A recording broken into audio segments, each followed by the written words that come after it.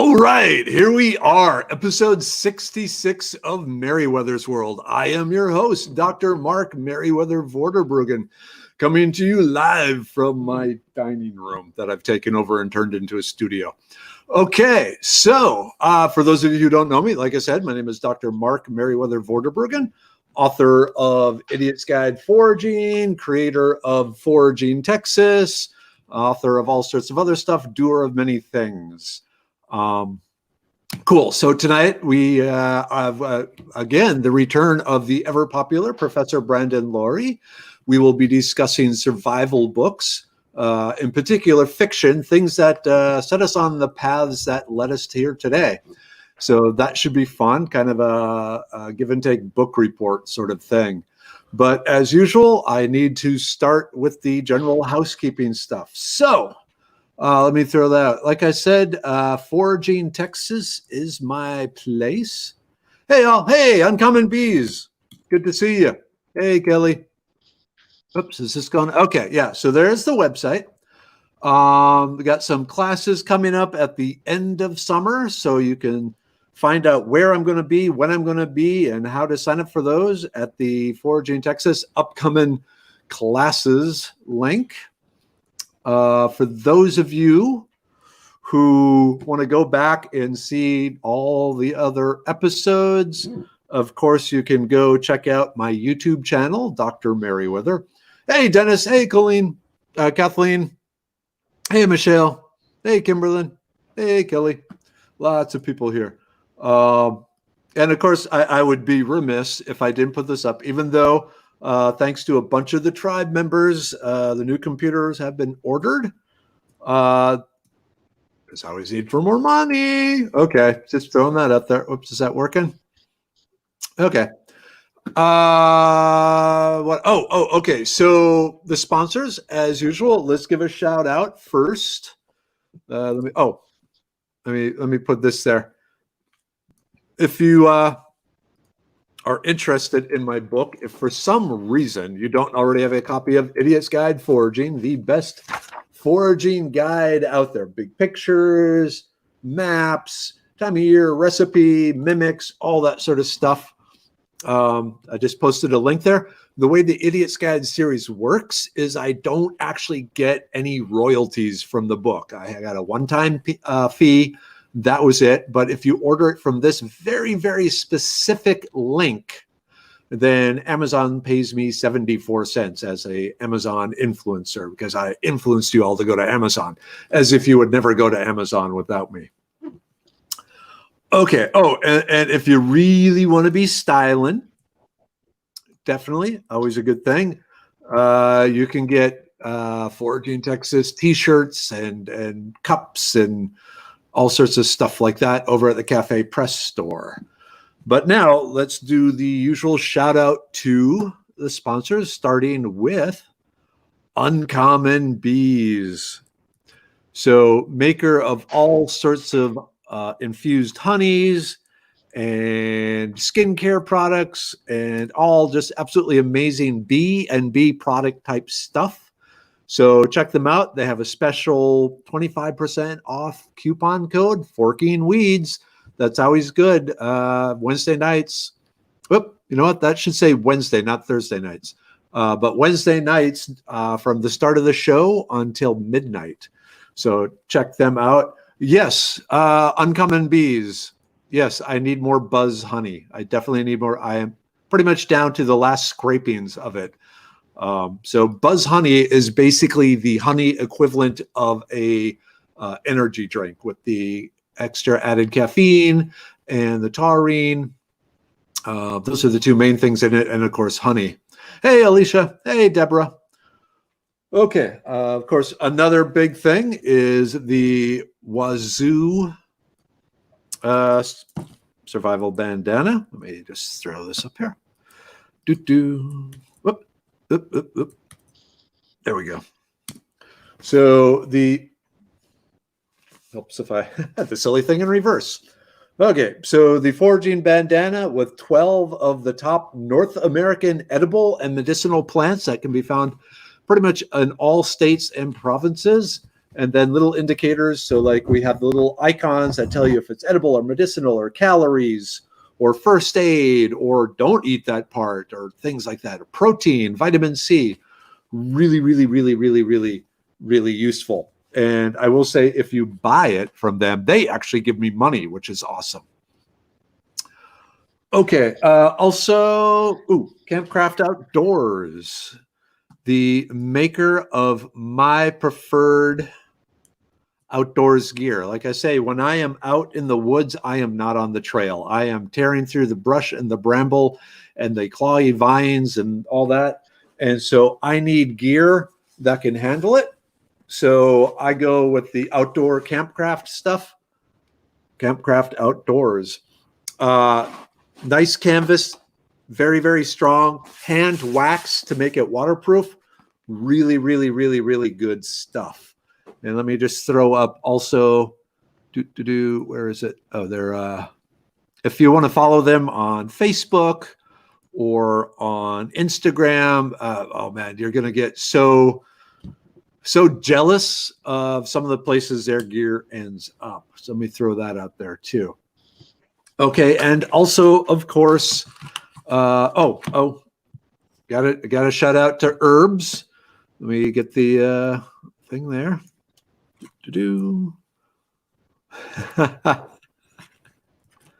So the Herbs, the Battle Mage blend.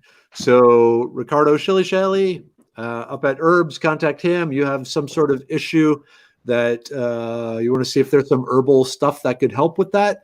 He will, do a Zoom or a phone conference, or you can come in person and talk to him, and he'll work through, figure out just what you need, and then work out, how to make it for you. So either single herbs or usually a collection of herbs. So like for me, he makes what he calls the the Battle Mage tea. This is designed particularly for people who spend a lot of time stressed and under a great deal of stress trying to accomplish everything, God wants them to accomplish. And so it helps kind of clear the body of the harmful stress chemicals that will bend up otherwise. Quick question from Dennis here. Do you have greenbrier growing in your backyard? Yes, I do. I planted some under an oak tree. I have some nice thick vines going. Okay, last shout out, and this perfectly segues into tonight's show. So let me just throw this up here. So Fear and Dread survival stuff. So Fear and Dread, it's a store over in Vidor, Texas that can get you basically everything you need to keep going in the semi-apocalyptic and post-apocalyptic worlds. So one thing I get from them are the individual patrol officer's kit. This is a vacuum-packed first aid kit with things like a tourniquet and gloves and things of that nature for severe trauma. So I got these in the vehicles, in my bag, pretty much anywhere where there's a chance to run into something bad. And so I got them, and they get a coupon code there too. Okay, so like I said, perfect segue tonight. Let me bring him up because you all know him, you all love him. It is the Bearded Hobbit, Professor Brandon Lowery. Yay! The crowd goes wild. And what sucks is, you notice we're not sitting next to each other. Yeah. That major bummer. That's always a lot of fun. But so be it. So tonight we're talking about survival fiction. Both Brandon and I have always, we share a lot of similar tastes, but there's like a 15-year age difference, maybe? Yeah, I think about right around there, yeah. And so over the years, as we've discussed books, it's like, I don't know that book. And it's like, how can you not know that book? Anyway, so tonight we are going to share with you book reports on some of our favorite fictional accounts of survival type stuff. Oh man, the crowd really is going wild. I don't know if you can see the comments, but there's all sorts of clapping and all right, cool. Yeah, cool. Okay, so since you're the special guest, why don't we start with you? Why don't you give us your first choice? Sure. Before you start, let me just mention Brandon managed to get an Amazon thing. So I will be putting up links for his books, and they will actually earn him money. So keep that in mind. Okay, go for it. Okay, cool. So, when you asked me to do this, I started kind of compiling all these books in my head because I was trying to figure out, well, what really fit this. And so one of the first ones that popped back to me was The Stand by Stephen King, because this was probably the first book that I read that had this kind of post-apocalyptic, theme to it. And I read it maybe, gosh, high school, so I was a very young man at the time. I And should just add that I read it in high school also, but continue. right. Now, did you read it because it was just published, or did you read it? Okay, so I was into Stephen King, and the cover was really cool, but I already read everything else Stephen King had written up. Right. Yeah, I mean, it was. I had read a few other Stephen Kings prior to this one, but this one was kind of daunting because it's so huge. I mean, it's a tome. But the reason that I chose this one was because it was really the first time that I can remember of putting myself in that position of, well, what would happen if something crazy like this happened? Like all of a sudden, like half the population was gone and you were one of the lone survivors. And so even though it does, for those of you that have read it or haven't read it, I'm not going to spoil anything for you. But even though it does have this kind of, as Stephen King always does, a supernatural undertone to it, it was really kind of eye-opening to me to think of that, because as a young man growing up, as we all are, we're invincible. We can do anything we want. Still am, man. Still am. No consequences. Woohoo! Not so much anymore. But it was the first time that I really kind of sat down and said, how would you survive this if you even did? So for those of you that are not familiar with it, because King puts out so many books, the basic premise is a super flu. That sounds kind of familiar.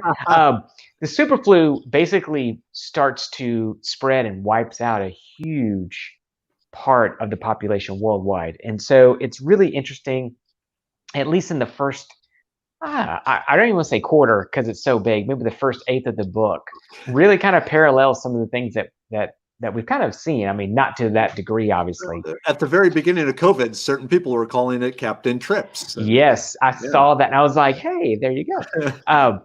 So it's a really good book to, I guess, delve into if you have time for that, because it can get crazy for sure. But I liked, because there are different people traveling across the country to gather in a certain spot, and the different challenges they had, even like getting gasoline. And, they had one, the Herald, the really smart one, who knew, instead of trying to get it from this way, it's a lot easier if you do it that way. And everybody's like, oh, wow, of course. And so I actually always remembered that, made notes. Okay, that's, in the apocalypse, this is how, copy Herald. Yeah, that's how you do it. Okay. Anything? What other lessons did you pull out of that one? So again, it's been a while, but what I recall is kind of when you have the breakdown. The breakdown of society, like how these small groups, these bands of people, kind of form together, and just the interaction of people. That's really what stood out to me, because again, being young, you're just kind of like, oh, we're all happy-go-lucky, and that's not how that goes at all. And so for me, it was a lot of psychological kind of considerations of, well, how is everything gonna kind of work out from all of that? Yeah, his writing of the group dynamics, I thought, was very accurate. You have the people that are just getting by, the arrogant ones, the ones that know what they're doing, and how you blend them all to a cohesive group. And sometimes you can't. And so it not everyone thinks like you is one of the take-home messages. So and how unlucky you can be that some of the people that survive are absolutely nuts. Yep, I was going with the word assholes, but nuts too. I mean, both. Yeah, really. that'll work. Yeah. Okay. Cool. So yeah, that was on my short list too, but since you were covering it, I took it off my list. Cool. But yeah, definitely a really good book. Like I said, it's over 1,000 pages. It's actually about the same thickness as the Lord of the Rings. Yeah. Just to put it in perspective, but there's a lot less singing. There's still singing in it, but not dwarven drinking chants and stuff. Right.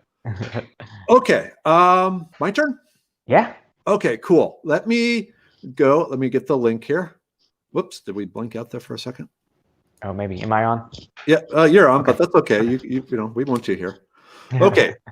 Tunnel in the Sky by Robert Heinlein. Robert Heinlein was a science fiction writer from the 50s, 60s. I think he died in the early 70s. And Tunnel in the Sky is in what's considered his juvenile science fiction, as opposed to some of his extremely much more adult science fiction.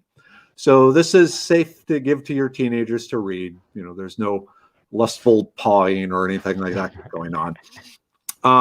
What I like about Heinlein in general, so he generally writes hard science fiction. So science fiction that obeys 99% of the laws of physics, sort of thing. So in this book, Earth has become overpopulated, but they figured out a way to set up basically a Star Trek transporter that can beam people to other planets, but it's extremely expensive to do that.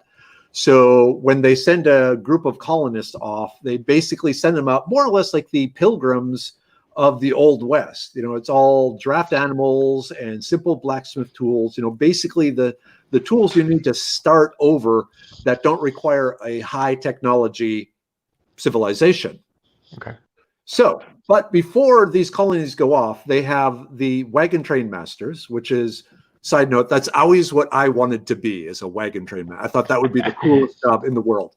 And to become a wagon train master as a teenager, you go through the survival training, and then you and your class are sent to some planet for like a week to a week and a half, and you just have to survive on your wits. So kind of think of like Lord of the Flies meets Star Trek, and you get launched out there. And so it's the story takes place. It follows a class where they got beamed out, but then a nearby star, did supernova, and it screwed up the transport, so they couldn't beam back. So they were there for like 3 years. Oh wow! And so it followed their adventures. This started my love affair with knives. Among other things. So if you look on the cover, you see, I don't know if you can see it, but the guy has a big knife in his hand.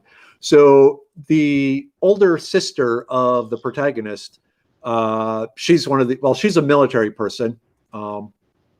And she mentions how her scouts, she only sends the scouts out with 2 knives, no guns, nothing like that. Because when you got a gun, you get overconfident. If you got a knife and that's all you got, every sense is focused on everything around you. So, basically there's a lot of cool knife survival skills and things like that in there. And interest, if I can just go aside, and it seems kind of appropriate. So if you look at this rather doofy looking boy on the cover here, this is a case of whitewashing. The actual protagonist is black, but the publisher, this particular copy came out in, man, it's old. Let's see. The story was written in 55, which is impressive that he make, but this copy was 72. Oh, wow. Yeah. So, but the more recent copies, they just have like a gate sort of thing on a strange planet. They don't have any people there. But like you were talking about the stand, there was, along with all the knife stuff, there was the group dynamics. And, in fact, if you read the Cliff's Notes for this book, because I like it so much I did, this was written in a direct rebuttal of Lord of the Flies. So interesting. Yeah. So in this case, the jerks and the choir basically from Lord of the Flies, they all end up dead really fast in this book. Oh, wow. And it's the ones that are actually working together that survive. And then it has a very interesting twist at the end that plays into well in our 24-hour news system. Yeah. You have to read that. But it's a quick, short Interesting. book. I mean, it's definitely not The Stand. Right. It's 214 pages.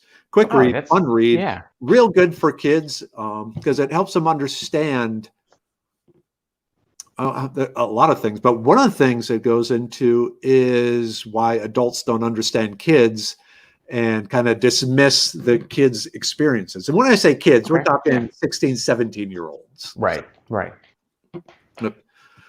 Yeah, you just have to remember you were a kid too, right? Yeah, and especially these kids, they spend 3 years living, on a alien planet with man-eating creatures and stuff like that, and survive, and then they come back and Right.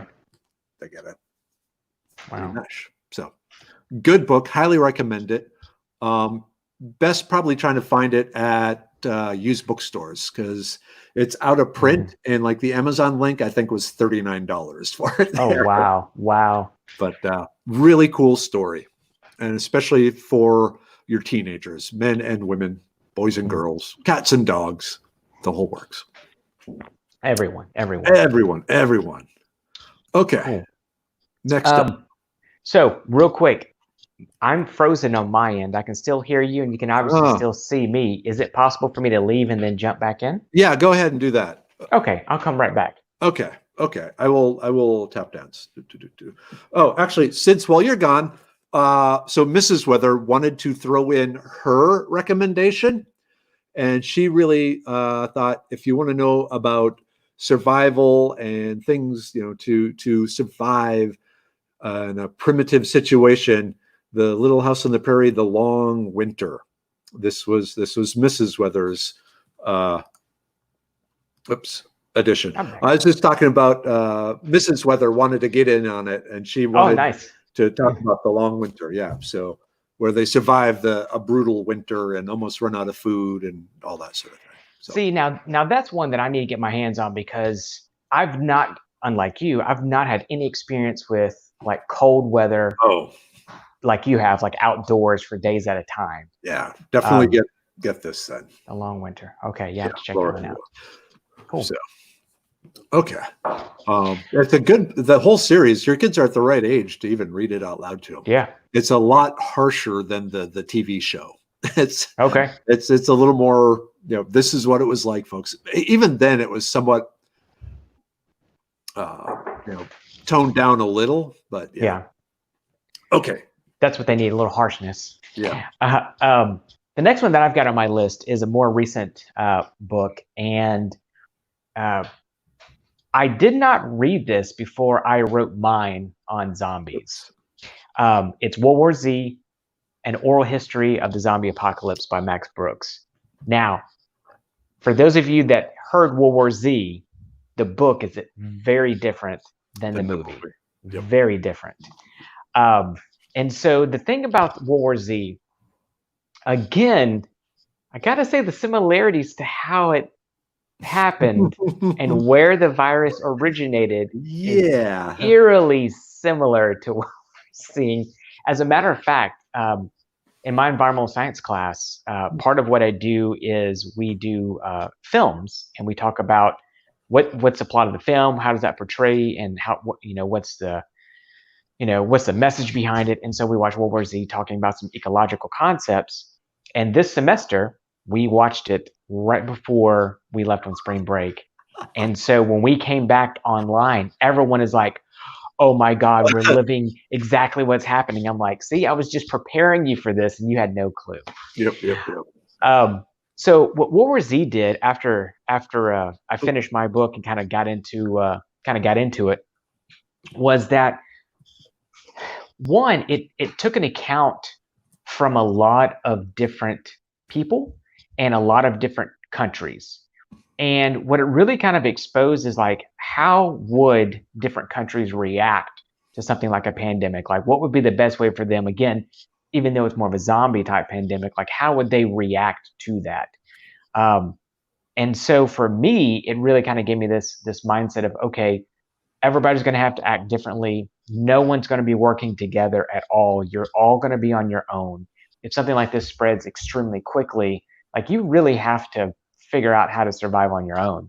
And what this led me down was kind of this rabbit hole, and surprisingly, about a year or two after I read it, the CDC came out with their whole emergency preparation with the little zombie and all that stuff. And yeah, and so I'd already jumped into their website years before, but I discovered out of this whole thing that you're on your own for 3 days at a minimum. I had no clue that that was the case at all. And so that really kind of pushed me towards that mindset. But the other one, again, because these are these fictional books, you're really not only just tied to the plot, but to the characters, and that's really where you're going to get most of the insight, in my opinion. And so some of those characters, I mean, it really was interesting to see.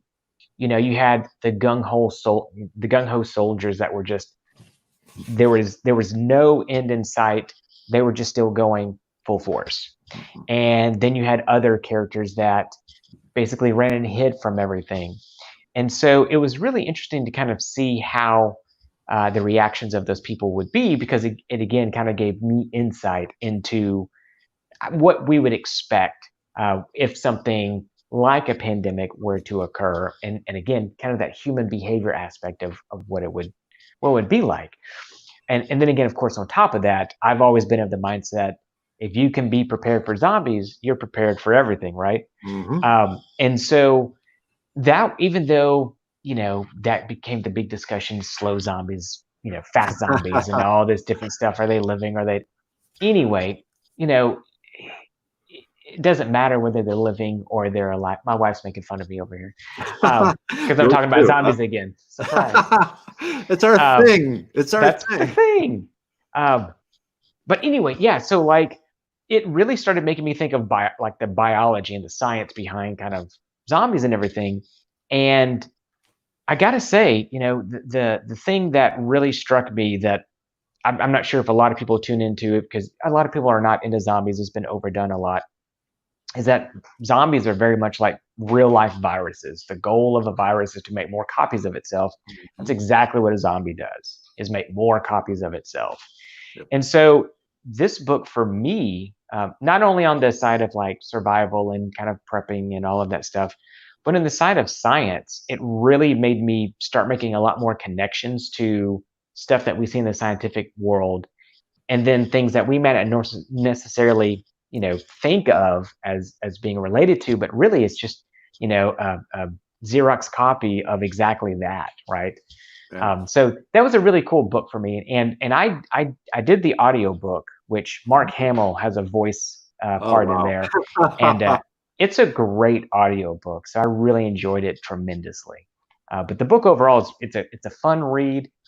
It talks about, you know, how does Israel cope? How does India cope? How does you know, Europe, how do they cope versus the United States? And you know, if you've seen the movie, they illustrate some of that with all the people on the aircraft carriers and trying to get somewhere secluded.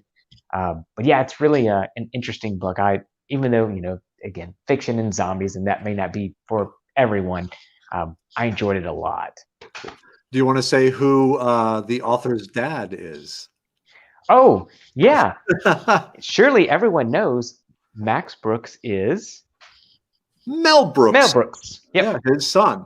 They had like a public service announcement when COVID first started that he went and visited his dad. Yeah. Awesome. I love Max Brooks. God, so good. Yep. Excellent author. It's I like it how it's just a bunch of short, you know, it's the reporter interviewing these different people and talking to them. And then if you remember what North Korea did, yes, is everyone just went into the tunnels, and now everyone's afraid to step foot in North Korea because they don't want to open up the tunnels and suddenly release another, you know, 3 million or whatever zombies. So I like how it really showed the cultural differences. And as you were talking about, everyone, you know, was on their own, that really played kind of into the whole COVID thing. I don't know how much attention you paid to the European Union, but like Germany said to Italy, you know, F you, we're not helping, you know, and it suddenly became, even though this is this great union, every country for themselves. So, It just goes to show you, like, there's no resources for anybody really. Once we start using them, it's it. Yep. It's yeah. Okay. So let me. I guess I'm up next. Oh, there is a question here. I just want to. Where is it? Okay. Kimberly, yes. So after the show is done, you will be able to find it on the YouTube channel and also here on Facebook in the videos section. So I kind of recommend you watch it on Facebook because that helps me reach the second monetary goal on Facebook. Okay. So my next book is Lucifer's Hammer. And so this is by Larry Niven and Jerry Pernelli. Again, two hard science authors. They have a lot of science fiction books, but they also were like an engineer and some other sort of scientist. And so they're all, again, follow the laws of physics for the most part. And Lucifer's Hammer does in particular. If you have been paying attention to Sky News, it seems like there's been an inordinate number of near misses of different large asteroid type things flying past Earth within between the Earth and the Moon sort of thing. Yeah. So Lucifer's Hammer talks about a giant comet that slams into the Earth, and then the aftermath. Oh, it's good. Dude, that is like one of my worst fears because I'm like, what do? Yeah. Nothing? I just hope. So, I'm going to read this one. Yeah, definitely read this one. So it was written again in the early 70s. So there are some technology that we have nowadays that would probably make it a little easier, but in the end, not a lot. Yeah. So there's kind of three parts to the book, almost four. There's when the people realize the comet is actually going to hit the Earth and how everyone freaks out and starts preparing, and the chaos as they realize there's a set time that they have to get their crap together. And all the chaos that causes, which kind of points out that you want to have all your stuff together before the hammer hits. Right. So then during the 2 or 3 days during the comet hitting and the whole messed up weather and all that and the survival during that, and then the rebuilding, and then because you always need a cannibal army in the apocalypse, there is a cannibal army that the people. I'm sold. Yeah, I'm sold. Yeah. And so like the chemist and the good guys, he's making poisonous gas from household chemicals and all this stuff. They're rebuilding insulin and some really, really cool stuff. So again, it's all done by two scientists or two engineers, two hard science. There is a scout troop, kind of like Tunnel in the Sky. So if one of the parts is the scout troop that had been camping up in the mountains when it hit, they didn't have any adults with them, and they encountered a Girl Scout troop. And I mean, these are kids, 14, 15, 16. And they basically end up forming their own colony and so forth. And then when the adults find them, the adults are trying to treat them like kids, and these guys had been surviving for a while on their own again. And so you might notice a trend in some of my books. But I wasn't going to say anything. But really good, like a scientific look. What would happen if in this case it was a comet, so not an asteroid. So you had a huge amount of moisture and the rains and flooding and all this sort of stuff. Really good. I mean, it's not the size of the stand, but it's 800 and some pages. So it's a big story. But this needs to be on your upper list because it goes through really, like imagine the worst hurricane you've ever been through hitting the entire planet. And also there were this was back when Skylab and the shuttle were still up. And so there were some astronauts that it was a mixture of American and Russian astronauts, and then they have to get back to Earth too. And what happens when they land? It's a big, one of these interwoven, but I read this like every 10 years just because it's so good. So Lucifer's Hammer. Lucifer's Hammer. It's a cool title. I really like the title. So and that's what they named the comet. So The comic starts out with a name named after the astronomer. The astronomer that first discovers it is one of the main characters, but then when they realize it's going to hit, it gets renamed Lucifer's Hammer. What a crazy name to name it, though, because I'm like, God, name it something, nicer. This is where in our discussions about COVID, where I got the name Lucifer's Trolley. It was from Lucifer's Hammer, where they're okay. Yeah. Okay. And if you don't know the trolley problem, go look that up. It's a moral sort of thing. Yeah. It's a good problem. It's a good problem. Yeah. Yeah. So really good book. Let's see. My next one is The Martian by Andy Weir. More, again, another recent book. Again, more hard fiction in this one. Again, if you've seen the movie, great. It's a good movie. I enjoyed it. The book is just so good. I mean, I know you always hear that, like, oh, the book's better than the movie. The movie's great. It's fantastic. I love it. But the book, of course, it just goes into so much more detail. And the character, the Martian, he is really interesting in the way that he problem solves. And so that's why I put this one on the list, because it really gets your brain out of the box, or at least it did me, in terms of, this guy has like no hope whatsoever. He's stranded on Mars when his crew leaves because there's a dust storm and they think that he's dead. Now, I'm not spoiling anything. That happens in like the first couple of pages, and you're just off to the races on this thing. But so now he's trying to figure out, like, well, how do I survive this? What's my options, and what's the most probable and the most likely? And it's not necessarily one of those books where, everything he does works, because it doesn't. He goes through trial and error, has some mishaps that he got lucky, that he made it through this part of it, at least. And so for me, it was more about, one, problem solving, and two, how do you stay sane when you're the only person around?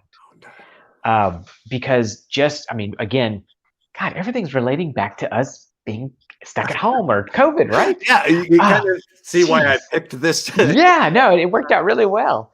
But the issues of, solitude, essentially. What effect does that have on a person?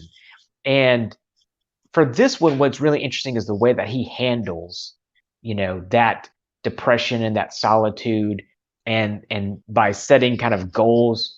Here's goal 1, and when I'm done with that one, then I will move on to goal 2. And there wasn't really much about, well, I'm just going to commit suicide kind of thing, right? And so for that one, that's what really struck me about this book. Again, it's funny, but yet serious. But the problem solving, and how you really, when we think of survival, it's all serious. And, because again, your life is at stake, or other people along with you. And so it was really nice to see, like, there is comedy there, and man, you've got to have that in your psyche, because otherwise things are going to get really bad really fast mentally if you can't kind of work through some of these problems of depression and not being able to talk to anyone, and you have to get up every day and do work, even though there's no one around to tell you to do it. You have to get up and do it. Yeah. And so again, the book was, again, I'm not trying to give away too much, because I don't know how many people have read it or even seen the movie, because even in the movie, there's some differences that they've taken out, even though the movie does stay fairly true to the book. Andy Weir did a fantastic job of staying pretty close to actual science. And one thing that he did was he kind of wrote it as a blog post. Right. That's how he started the story out. And then people would kind of say, like, actually, this is how this would work. And he would talk to, real engineers about, well, how would this occur? And what would this be like? So I really enjoyed that it wasn't, even though I'm a big sci-fi reader and I'll swallow any pill you give me on that stuff. I'm like, you want to go faster than the speed of light? Let's go faster than the speed of light. Let's do that.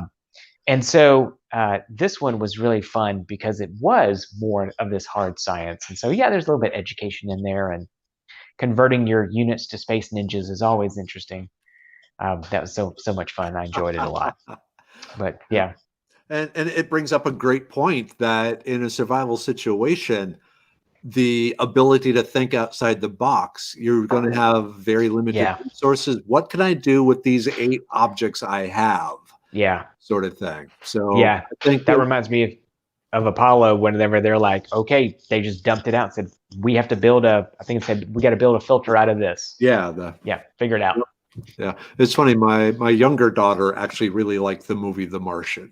Yeah. And then she should read the book. Yeah, I have it in her bookcase, hoping she will pick it up.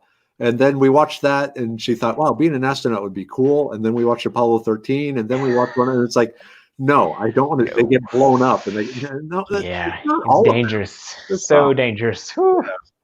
But I'm still hoping. Cool. All right, let me grab the link here for my next one. Okay. So this is interesting. Well, okay, because this one will be the actual first nuclear holocaust type one that we have. Alas, Babylon. This was my copy. We were assigned to read it in high school. So I read this sometime between 1984 and 1986. Wow. So, and the book was written in the late 50s. What it is, it takes place in a small town in Florida. There's a nuclear war between the U.S. and the USSR. And because of a quirk of weather, the fallout and so forth pretty much bypasses the town where they're located. And in this case, you have an entire small town dealing with being cut off and not having much in the way of police or medical help or anything like that, and how they survive. And in reality, you have the people that are help the situation and people that hinder the situation and that sort of thing. There's some really neat plumbing tips and how they basically redo their houses to deal with a more primitive situation. So that's really good. One of the things about this book that I liked, the book itself, great story, was how my different classmates reacted to it. Oh, okay. And so, it had some, I'm just going to get guns and shoot everyone and I'm going to be the king. And, some I'm going to be Hyde and some I'm just going to commit suicide. And, it's like, wow. Yeah. So kind of getting a feel, because if this was a small town, there was 2,600 people. Yeah, 2,600 people in the town when I moved away. I had the same 84 people from kindergarten all the way into high school in my class. Yeah. So it really kind of brought home that it's not just fiction. People really aren't going to work in the best interest. Yes. Hey, where are we seeing this? I know, right? Yeah. So, basically, again, just being aware, giving some thought ahead of time, how am I going to deal with people who are making the situation worse? Yeah. It's a huge part.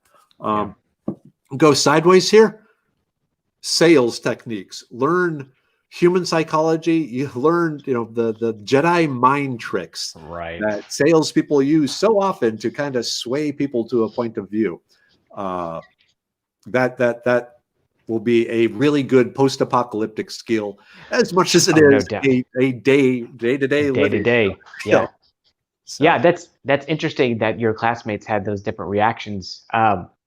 Whenever I was working a lot on my Not Dead Undead, I was interviewed for an article about zombie preppers, and I did my interview and everything. And when we were done, the reporter was like, "You gave such very different answers than the other person I interviewed." I was like, "Oh, okay, well, that's good, right?" She's like, "Oh yeah, it was great."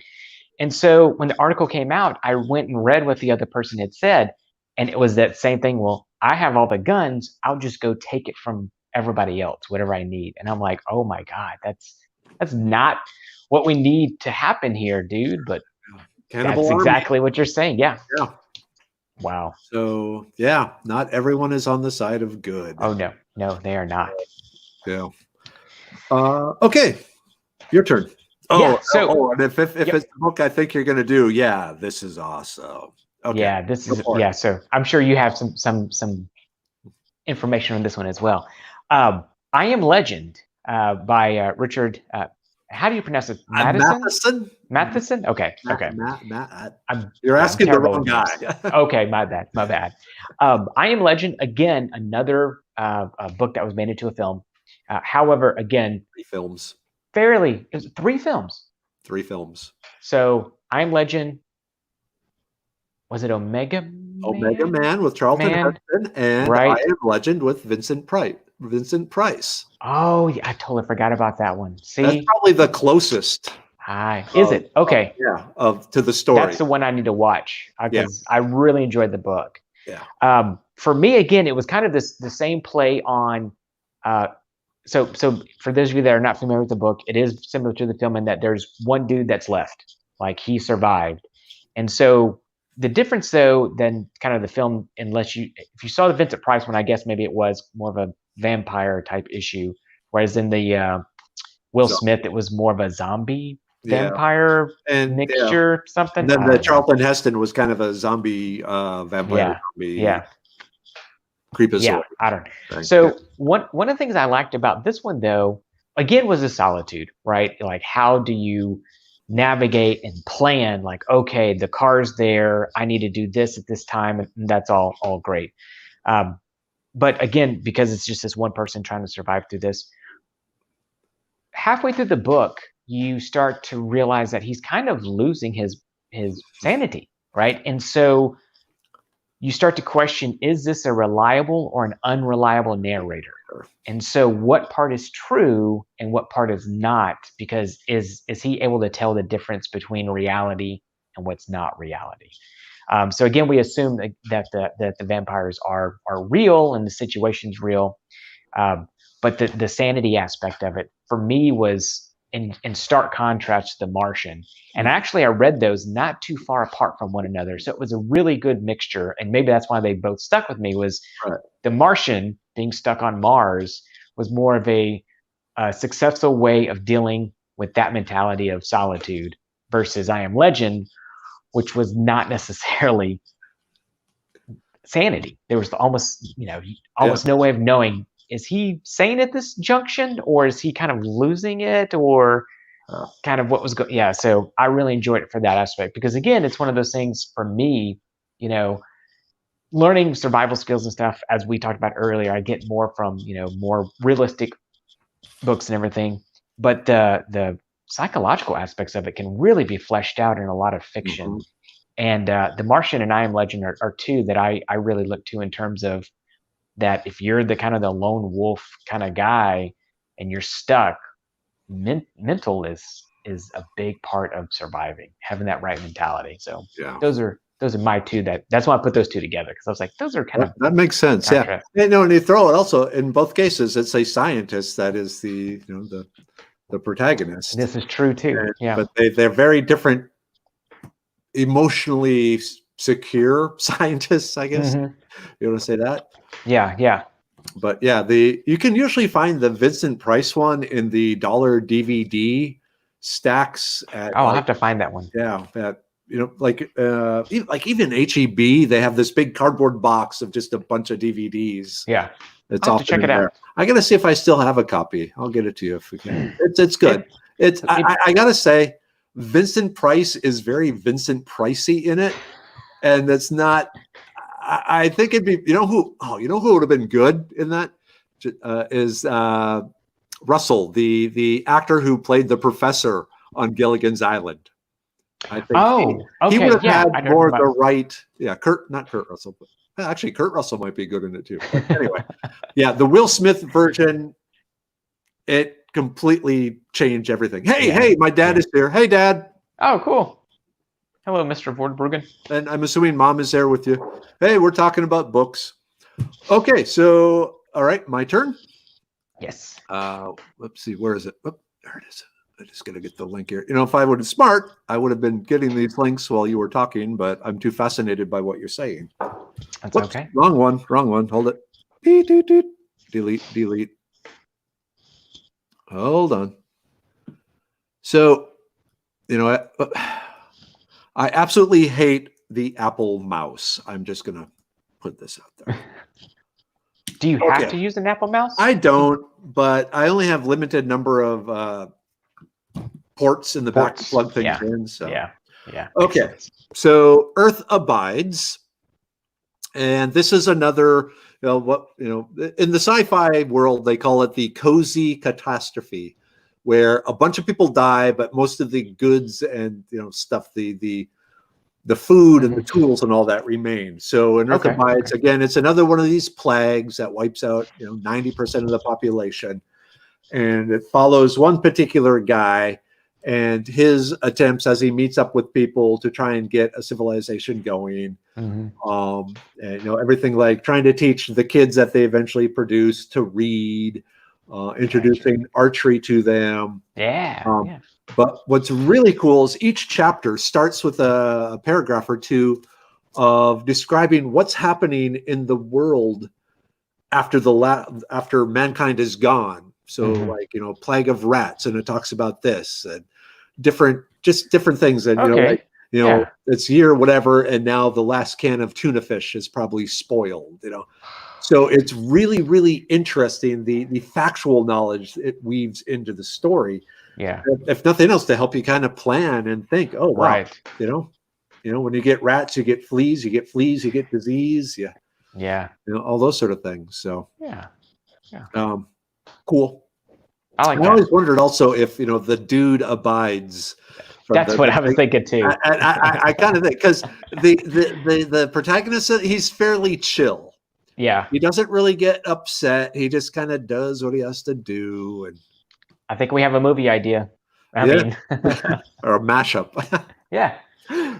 So the Earth Abides, really good book. Again, a little hard to find nowadays. It was real popular like in the 60s and 70s, and now it's not so much. But you can see, I mean, this is an ancient copy.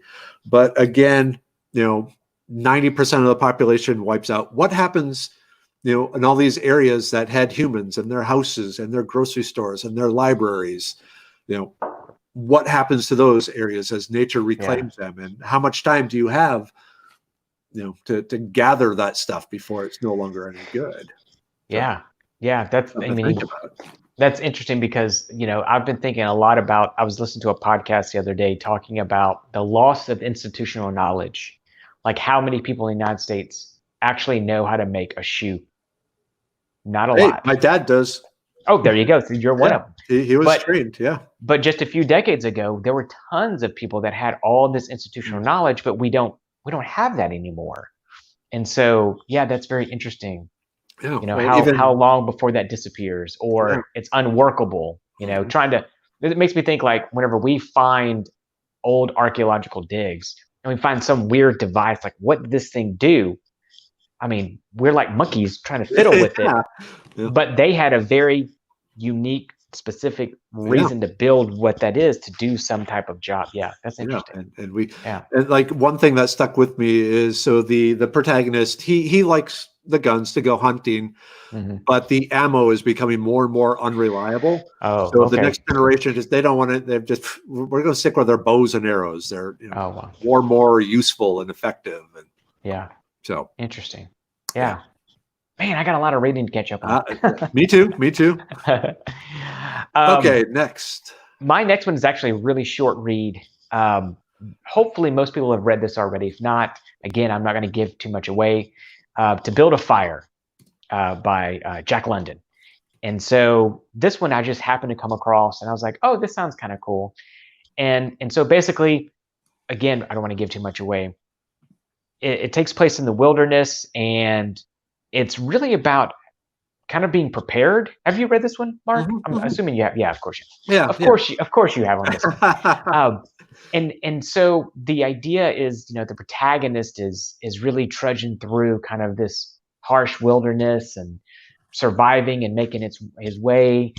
And what I got from it was being I don't want to say overly prepared, being really prepared and knowing what you're getting into. Because in this story, things go poorly very quickly. And again, it's just a reminder. And again, I'm pretty good at doing this myself. Like, hey, I'm going to go out to this location. I'm scouting it out. I check the weather. I do all these kind of prep work so I know what to expect, and then add extra crap in my backpack just in case. And so this one was for me, it was kind of a sobering reminder. And again, just the way that Jack London described how all of this was occurring, I found myself sitting there just shaking my head like, oh no, oh no, oh man. And it really struck me as like, we really need to be better prepared and make sure, because I don't want to be this guy. Right. So yeah, I really enjoy that. Again, quick read. You have all these books. I really got to start adding these to my library. Mine have all been digital. I'm just not a digital person. Yeah. But to build a fire, I mean, it came out in a movie just recently with Harrison Ford, or is it about to? I think it's about to. Yeah. I do like the one meme where it has Harrison Ford, in the build a fire, garb with his arm around the big dog, and it's when the mushrooms wear off and you realize you're not a space smuggler with a big Wookiee. That's good. Yeah, that's good. I like that one. Okay, a few more minutes here. Hey, Rebecca. Yeah. Okay. So here is another one, and I'm putting this out there again, more for discussion. So, Damnation Alley. Most people know the movie. Again, it came out in late 70s, early 80s with George Peppard and Jan Michael Vincent, and probably the coolest post-apocalyptic vehicle you've ever seen. So if you don't know the vehicle in Damnation Alley, Google it and check it out. And the movie maker, the director, the thing works. It how they describe it, it is actually made from several Mack trucks and all this stuff, and you can rebuild it at any junkyard, and totally badass. And so I fell in love with that, and so the movie itself was, it had giant radioactive scorpions and things like that. And, George Peppard was great. Jan Michael Vincent, as usual, you just want to punch him. But there's different things going on, and so eventually I had to get the book Damnation Alley and read it. Roger Zelazny, I like his fantasy stuff. The Chronicles of Amber. He only occasionally delved into science fiction, but again, it's a case where post-apocalyptic world, nuclear war.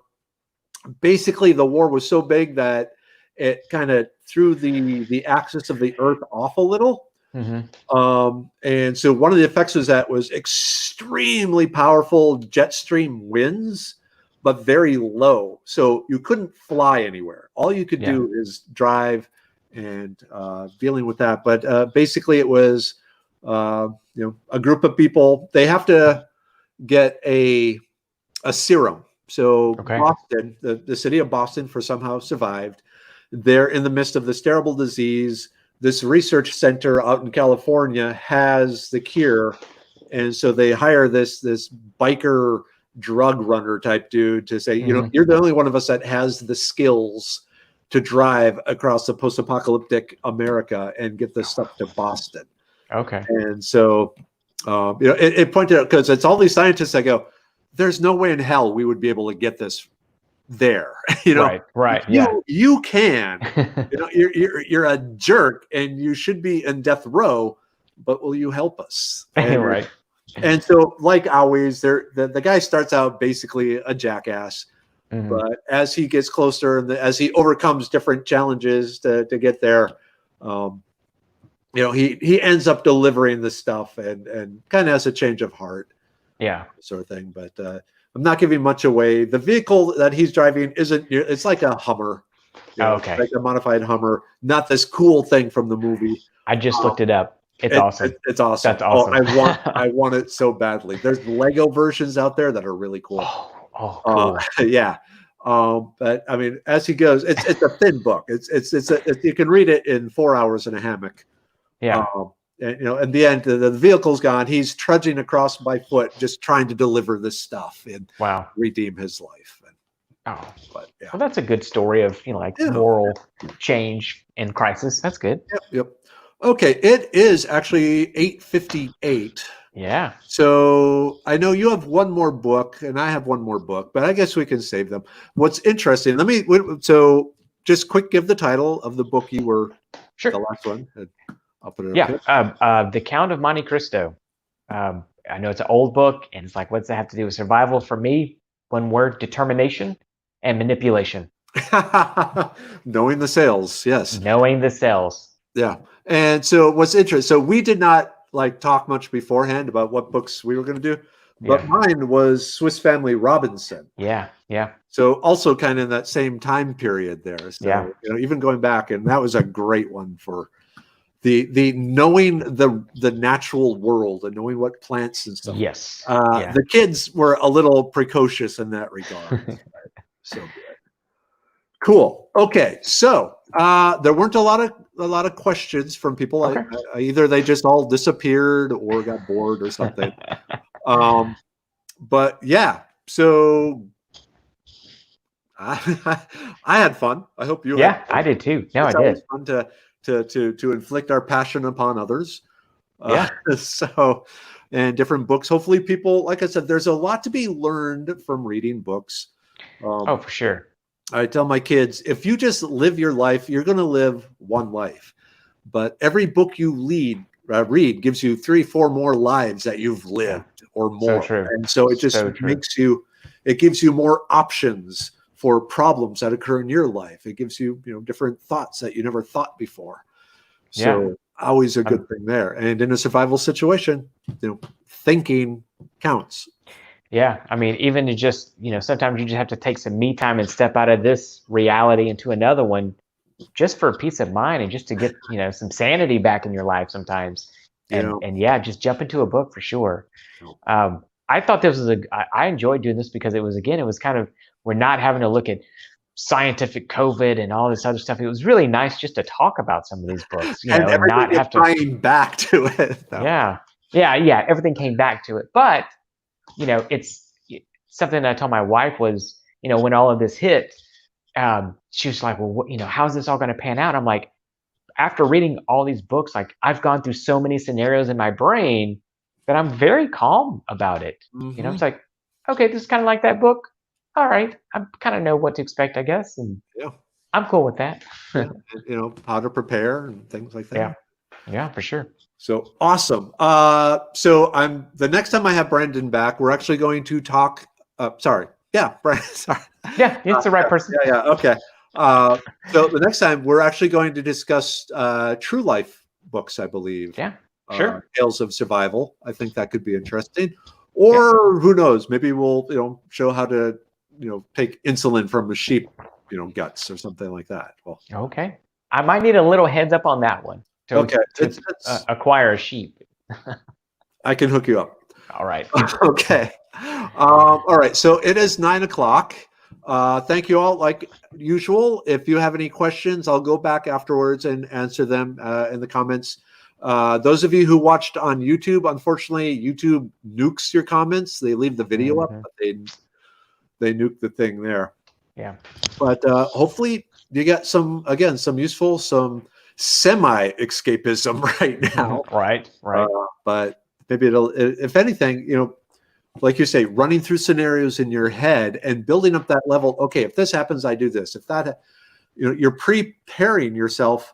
So when the time comes, you're ready to jump and you know what you're doing. And just having an idea helps so much. Yeah. So for sure.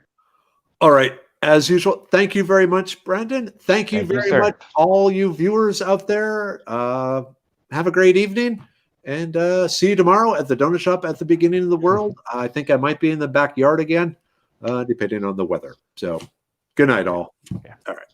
Good night. Bye.